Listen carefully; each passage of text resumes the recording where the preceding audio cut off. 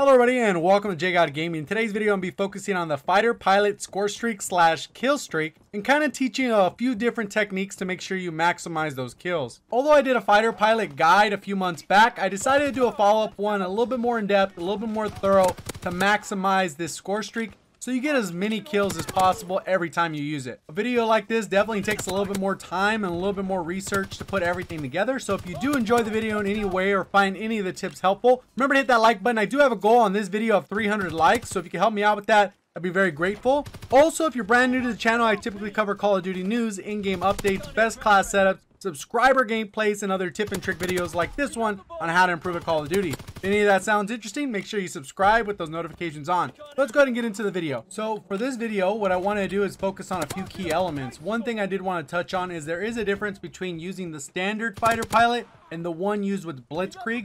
So we'll go ahead and take a quick look at the difference between those. And then I'm going to show you common flight paths you guys should be taking to maximize these kills, and I'm going to try to make it as easy and as simple as possible. So right here what you're looking at is the normal fighter pilot versus Blitzkrieg, and you can see it lasts about 15% longer.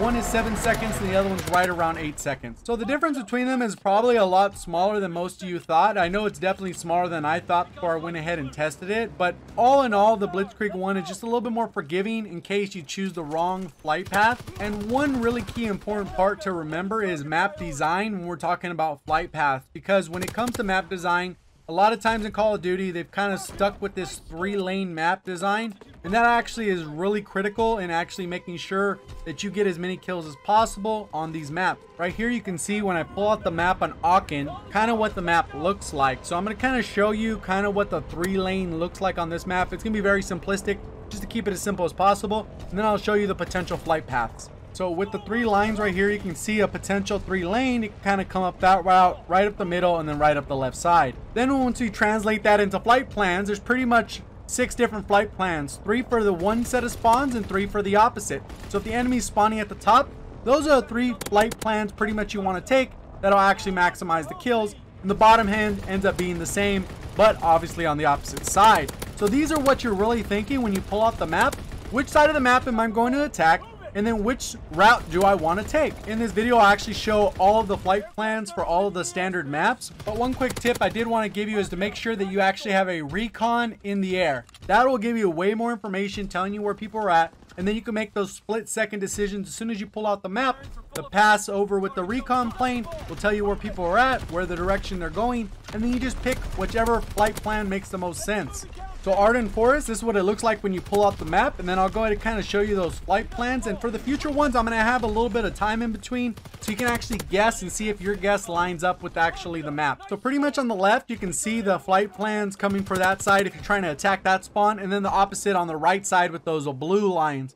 And pretty much this is what you're thinking for every map when you're calling in the fighter pilot. So pretty much all you have to do is kind of just get in the habit of when you're using the fighter pilot, you're consciously making the decisions and thinking about this process so that every time you call in a fighter pilot, you increases your odds of actually getting more kills. And obviously having a recon in the air to give you a little bit of that map positioning, where you're at on the map, where your teammates are spawning, kind of gives you all the information you need and allows you to kind of call in those flight plans that make the most sense. So when we look at Flak Tower, you can kind of see those same things emerge. There's a 3-lane kind of map design. You kind of have the right side, the left side, and all the way up to the middle. Where do you predict I'm going to put these lines? I'll give you a couple seconds. 5, 4, 3, 2, 1. Here it is. So there it is. How did you actually do? Let me know down in the comment section as we go through these if you're actually guessing right or you felt like you were a little bit off, and if this is actually helping you out. I'd love to know if you're enjoying the video so far. Remember to hit that like button, and if you're brand new to the channel, make sure you subscribe for future content. Now let's go ahead and take a look at Gibraltar. You can see Gibraltar is pretty laid out. 3-lane map, the little bottom lane, the middle, and then the top. It actually has those 3 lanes. So let's kind of guess what that's going to be. Let's go ahead and transition. Again, 5, 4, 3, 2, 1. Okay, here it is. Did you guess right? Did you actually feel like you had a good idea what it is? This map is just a little bit different because of where the spawn is and they're coming out. That top flight path on the right side is just a little bit different, so you can hit people on that bridge. So we're going to go a little bit faster through these. This is Gustav Cannon. You can obviously kind of see how the map's laid out, and then the 3 lanes look like this. So as we're going through these, they should become a little bit easier. They're pretty straightforward once you kind of have an idea how the map works, the spawns work, and the flight paths are going to maximize the most kills based off where people position and knowing that it's a 3-lane map, and then having that recon out in full force. There are only 4 maps left, so we're still going to talk about is London Docks, Pointe du Hoc, St. Marie du Mont, and USS Texas. And obviously you'll see this theme continue. London Docks is a little bit different. Obviously we still have the 3-lane, but when the lines get added, it's a little bit different just because of how the spawns work and the angles you're going to want to hit. But the nice part about London Docks is there is a little bit of symmetry between the top part of the spawns and the bottom spawn. So as long as you got a good idea of how those work, should allow you to clean up more kills with this fighter pilot. When it comes to Pointe du Hoc, it does have a little bit of an odd shape, but it still follows the same rules. You do have a 3-lane map.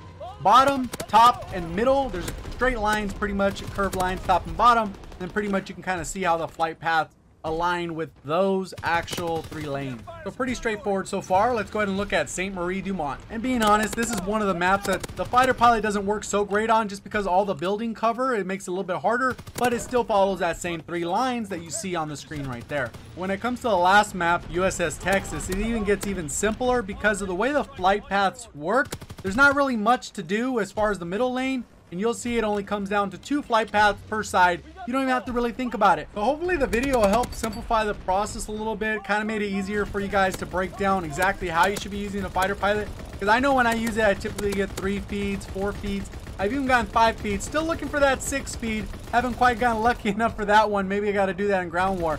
But we'll kind of see how this actually plays out. Let me know your guys' feedback down below in the comment section. If you like this guide, if you think there's more that I should add to it, because at the end of the day, I think I covered a good chunk of it. One little bonus tip I will give about the fighter pilot is that when you're actually flying down, aim for the people furthest away from the spawn and then work your way towards the spawn, because if you shoot the people in spawn, you're going to waste a lot of time because they got spawn protection. So hopefully you guys did enjoy the video. Remember to hit that like button. I do have a goal of 300 likes. If we can hit that, be very appreciative of that. Also, if you're still brand new to the channel and you still haven't clicked that subscribe button, go ahead and do it now. You hung around to the end, you probably enjoyed the video. And make sure you ring that bell so you can have those notifications on so you stay up to date with my future content. Also, I'll give a quick shout out to my VIP members, which are subscribers that support the channel on a monthly basis by becoming a member. If you're interested in becoming a member, go ahead and check out the description below. I do appreciate all the support you guys have given to the channel recently, and then hope that you'll continue to support the channel going into the future. Thank you guys for watching. As always, have a great day.